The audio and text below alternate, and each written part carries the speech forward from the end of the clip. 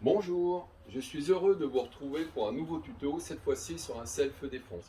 Bien sûr, un self-défense extrêmement simple, accessible à tout le monde, en quelques secondes, voire quelques minutes, on va dire, où il n'y a pas besoin de beaucoup de répétitions ou de capacité physique. Et il va permettre à une personne de petite taille, faible, de pouvoir se défendre contre un adversaire beaucoup plus grand et beaucoup plus costaud.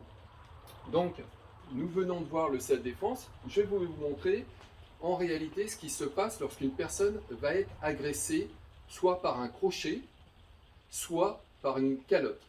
D'accord? Donc, mes, mes collègues vont vous faire la démonstration. Vas-y. Voilà. Donc, vous avez vu que la personne, quand elle se baisse, l'adversaire est en situation de force. Donc, il va pouvoir enchaîner des techniques, lui donner des coups de pied ou des coups de poing. Allez-y, faites voir.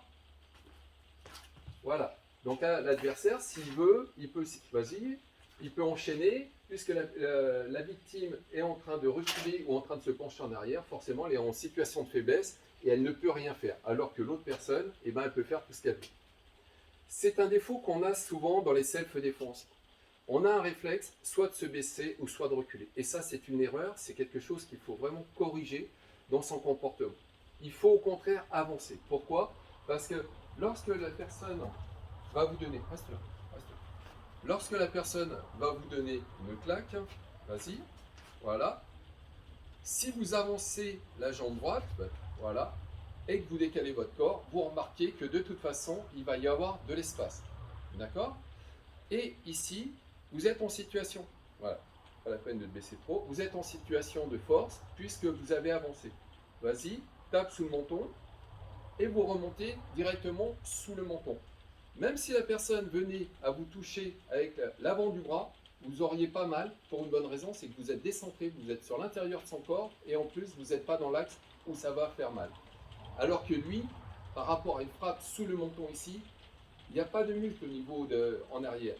Donc la personne ne s'y attend pas. Vous remontez le menton comme ça. Si la langue était entre les dents, ça coupe la langue.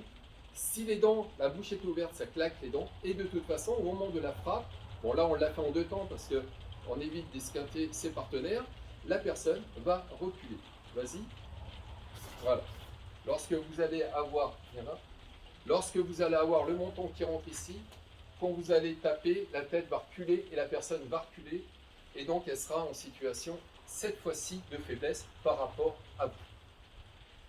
Donc, on va refaire doucement pour bien détailler. Allez-y. Voilà. Très bien.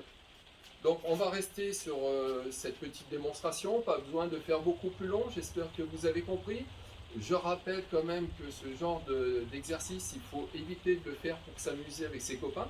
Parce que vous avez bien compris que si vous ne faites pas exprès et que vous lui claquez la mâchoire et qu'il se pète des dents ou qu'il se coupe la langue, ça va faire beaucoup moins sympathique le jeu.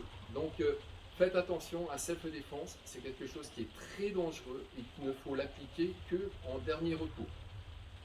Je vous remercie pour avoir vu ce tuto.